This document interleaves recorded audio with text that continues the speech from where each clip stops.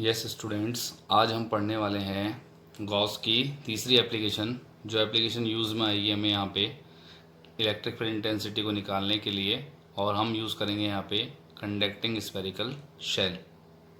ठीक है, तो हम यहाँ पे अपनी हेडिंग डालते हैं सबसे पहले, find electric field intensity for a conducting spherical shell by using Gauss theorem. Gauss की थ्योरम को हमें यूज़ करके electric field intensity find out करनी है स्फेरिकल शेल के लिए। देखिए, जैसे हमने पिछली एप्लीकेशन में देखा था, एक बार मैं उसको रिवाइज करा देता हूँ थोड़ा सा, कि अगर हमने यहाँ पे एक सिलेंड्रिकल शेप ली थी और इस सिलेंड्रिकल शेप के अंदर हमने इनफाइनाइट लेंथ ऑफ वायर लिया था, और वो वायर पॉजिटिवली चार्ज था और यूनिफॉर्मली चार्ज था, मतलब इक्वली चार्ज था। इसमें जो इलेक्ट्रिक फील्ड था वो पॉजिटिव चार्ज के कारण बाहर की तरफ बन रहा था। एरिया वेक्टर अगर हम इसका देखें, एक छोटी सी क्लोज सरफेस लेते हैं उसके अराउंड, तो परपेंडिकुलर टू द सरफेस, ऐसे ही यहाँ पे देखते हैं तो परपेंडिकुलर टू द सरफेस, और यहाँ पे देखते हैं तो परपेंडिकुलर टू द सरफेस, इस तरीके से बन रहा था। अब अगर हम इसके ऊपर एक डैश लाइन से एक इमेजिनरी सरफेस क्रिएट कर दें इस तरीके से, तो ये इमेजिनरी सरफेस क्या, जो अंदर सिलेंड्रिकल सरफेस है उसको अपने अंदर बाउंड कर लेगी, मतलब वो सरफेस उसी के अंदर है। तो इसी इमेजिनरी सरफेस को हमें मन में देखना है कि इस तरह की कोई क्लोज सरफेस हमने अपने मन के अंदर अजम्पशन लाई है।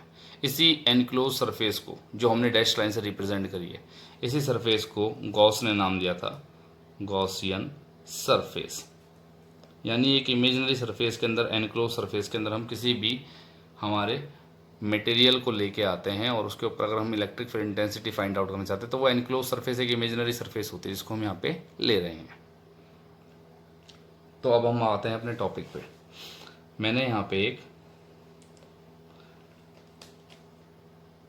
कंडक्टिंग स्फेरिकल शेल कंसीडर करा।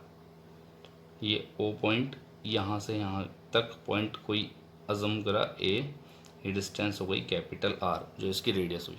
यूनिफॉर्मली चार्ज करेंगे इसको, कंडक्टर है तो बाहर बनेगा, मैं पॉजिटिव चार्ज ले रहा हूँ तो यूनिफॉर्मली चार्ज हो गया पॉजिटिव। अब हम देख सकते हैं इसके अंदर जो इलेक्ट्रिक फील्ड होगा, सिंपल सी बात है, पॉजिटिव चार्ज है बाहर की तरफ होगा। इसके अंदर हमें तीन चीज़ें निकालनी है। हमें निकालना है इलेक्ट्रिक फील्ड इंटेंसिटी आउटसाइड के लिए, हमें निकालना है electric field intensity on the surface के लिए, और हमें निकालना है इलेक्ट्रिक फील्ड इंटेंसिटी इनसाइड के लिए। अब हम इसको किस तरीके से निकालेंगे, ये देखिए। हमें यहाँ पे एक पॉइंट अज्यूम करना है P, जो पॉइंट P इससे बाहर है। तो O से लेके P तक मैंने एक लाइन ड्रॉ करी और इस लाइन की एक डिस्टेंस ली स्मॉल r। ये एक वेरिएबल पॉइंट है P, अभी फ़िलहाल मैंने इसको सरफेस से बाहर रखा है। तो मान के चलिए ये गॉसियन सरफेस, इसके ऊपर हम ड्रॉ करते हैं, जो कॉन्सेप्ट मैंने यहाँ बताया था कि ये पॉइंट P गॉसियन सरफेस के अंदर आ रहा है। अब ये क्लोज पाथ के अंदर हो गया तो हम इसके अंदर गॉस लॉ लगा सकते हैं, इसलिए हमने गॉसियन सरफेस ड्रॉ करी है इसके अंदर। ये इसके अंदर गॉसियन सरफेस बन गई। तो ये पॉइंट P हमें आउटसाइड मिला। अब हम यहाँ पे एक स्मॉल अमाउंट का एरिया कंसीडर करते हैं। तो यहाँ पे area vector perpendicular to the surface, और पॉजिटिव चार्ज के कारण इलेक्ट्रिक फील्ड जो होगा वो भी सेम इसी डायरेक्शन में होगा, मतलब वेक्टर E और DA वेक्टर दोनों एक ही डायरेक्शन में। तो इसका मतलब है जो दोनों के बीच में थीटा होगा वो कितना होगा, 0 डिग्री। तो अगर हम फ्लक्स के फॉर्मूले को देखें फाई को, तो क्लोज पाथ के लिए होता है vector E dot DA vector, और इसको हम कह सकते हैं कि यहाँ पे क्लोज पाथ के लिए E DA कॉस की वैल्यू हुई हमारे पास थीटा, फिलहाल डॉट हटाया तो थीटा आया, और कॉस की वैल्यू हमें मिली 0 डिग्री। पैरेलल है दोनों, 0 डिग्री है। रीज़न लिख सकते हैं चाहे तो हम, वेक्टर ई और डी ए वेक्टर दोनों एक दूसरे के पैरेलल हैं। तो हमें यहाँ वैल्यू मिलेगी ई डी ए। ई को आप कांस्टेंट करिए, डी ए को अंदर लीजिए। स्पेरिकल सरफेस के लिए जो एरिया होता है वो हमने कंसिडर कर लिया फिलहाल ए। इस ए एरिया की वैल्यू स्पेरिकल के लिए होती है 4 pi r square. 4 pi r square. Small r क्यों लिया मैंने? क्योंकि जो स्मॉल आर है ये वेरिएबल डिस्टेंस है, फिलहाल इसके अकॉर्डिंग सर्कल ड्रॉ करा है। तो गॉसियन सरफेस स्मॉल आर के अकॉर्डिंग बनी है, इसलिए यहाँ पे डिस्टेंस हमने स्मॉल आर ली है। तो टोटल वैल्यू बनी फ्लक्स की यहाँ पे phi equal to E into 4 pi r square, that is equation number 1। अब देखिए, सिंस गॉस थ्योरम, ये क्या होती है? फ्लक्स होता है क्यू अपॉन एप्सिलॉन नॉट। ये हमें इक्वेशन नंबर 2 मिली। हम इक्वेशन 1 और 2 को दोनों को रिलेट कराने वाले हैं। तो यहाँ पे देखिए, बाय इक्वेशन 1 एंड 2 दोनों को रिलेट कराया तो E into 4 pi r square equal to Q upon epsilon naught. 4 pi r square हम ट्रांसफ़र करके यहाँ भेजेंगे क्रॉस मल्टीप्लाई से, तो Q upon 4 pi r square epsilon naught, ये टर्म बनी। अब इसमें देखिए 4 पाई और एप्सिलॉन नॉट, ये 3 टर्म हैं और ये ऊपर कुछ भी नहीं है तो मल्टीप्लाई में क्या है 1, यानी E इक्वल टू एक तरीके से लिखा हुआ है 1/4 pi epsilon naught Q upon r square.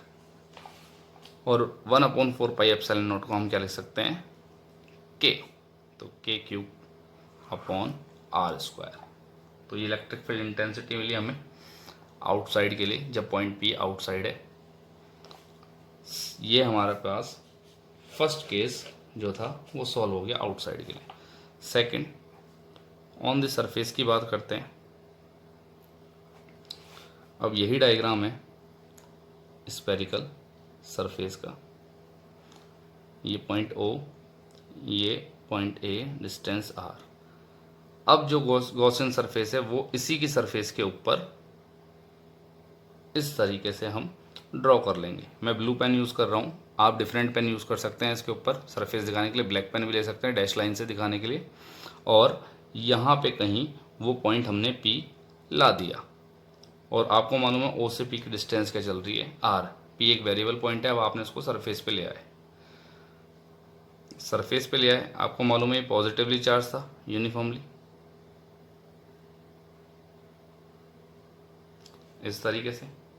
तो अगर इसके ऊपर पॉइंट P के ऊपर आप इलेक्ट्रिक फील्ड देखोगे तो ये बाहर की तरफ पॉजिटिव चार्ज है, बाहर की तरफ, और स्मॉल अमाउंट ऑफ एरिया इस सरफेस के लिए ये भी कहाँ होगा, बाहर की तरफ, सेम होगा। बस फ़र्क क्या आ जाएगा कि जो रेडियस होगी स्मॉल r, इसके जगह आपकी रेडियस अब क्या बन जाएगी कैपिटल R। क्यों? क्योंकि स्मॉल r और कैपिटल R दोनों क्या है इस समय इक्वल। इस आउटसाइड वाली कंडीशन के अंदर क्या था कि स्मॉल r बड़ा था किससे, कैपिटल R से। ऑन द सरफेस में small r equal to capital R, और इनसाइड के अंदर small r is less than capital R, ये कंडीशन होगी। ये भी हम पढ़ेंगे। तो हम यहाँ पे थे कि r equal to capital R है, तो हमें इस फॉर्मूले को दोबारा सॉल्व करने की ज़रूरत नहीं है। हमें पहले सॉल्व करके रिजल्ट मिल चुका है ऊपर कि E इक्वल टू के Q upon small r square. हमें जस्ट यहाँ पे स्मॉल r की जगह क्या कंसिडर करना है, कैपिटल R। तो हमें यहाँ इलेक्ट्रिक फील्ड इंटेंसिटी की वैल्यू मिल जाएगी डायरेक्ट E इक्वल टू के क्यू अपॉन कैपिटल R का स्क्वायर।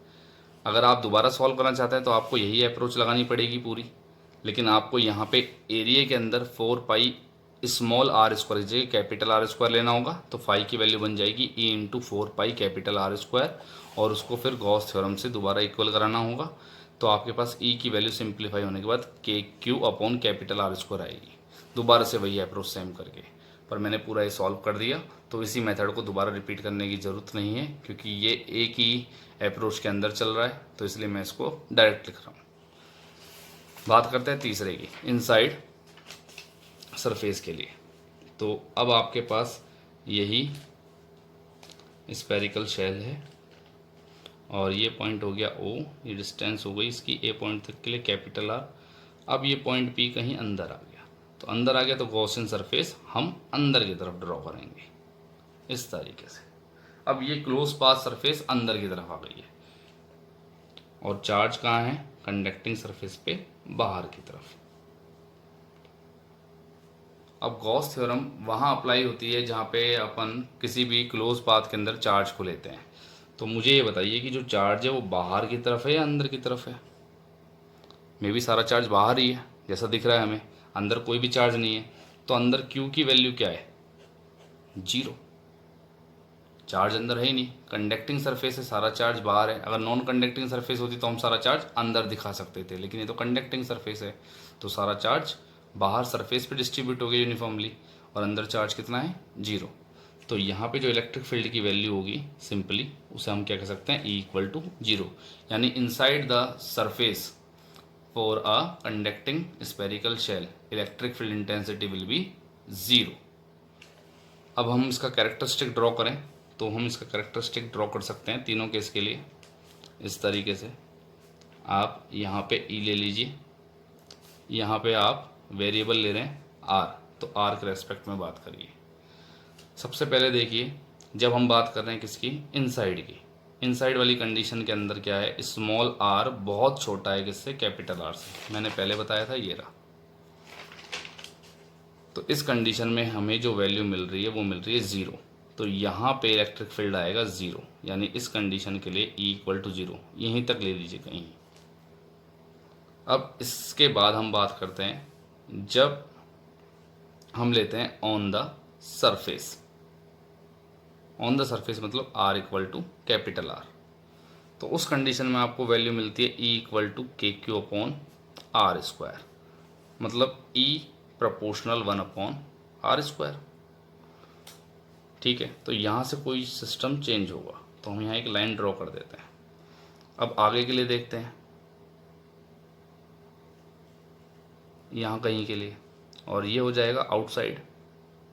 तो आउटसाइड के लिए क्या हो जाएगा, small r greater than capital R, और इसके इलेक्ट्रिक फील्ड की वैल्यू E=KQ/R²। तो इसकी वैल्यू हो गई आपके पास E प्रोपोर्शनल 1/R²। यहाँ पे भी R², यहाँ पे भी R², ये कैपिटल है ये स्मॉल है, इतना ही डिफरेंस है। तो इन दोनों के बीच में जो ग्राफ बनेगा वो इस तरीके से इस पैराबोलिक पाथ के अंदर जाएगा, और ये जो ग्राफ है वो शो करेगा कि किस तरीके से यहाँ पे वैल्यू डिक्रीज़ हो रही है इलेक्ट्रिक फील्ड के रेस्पेक्ट में R की वैल्यू। अगर आप इसको ग्रो कराओगे तो ये इस तरीके से ग्रो करती हुई जाएगी, और डिक्रीजिंग मोड में देखोगे तो यहाँ से जो वैल्यू है वो इस तरीके से डिक्रीज जा रही है। मतलब ये जो रिलेशन है ये शो कर रहा है E∝R² और E∝ कैपिटल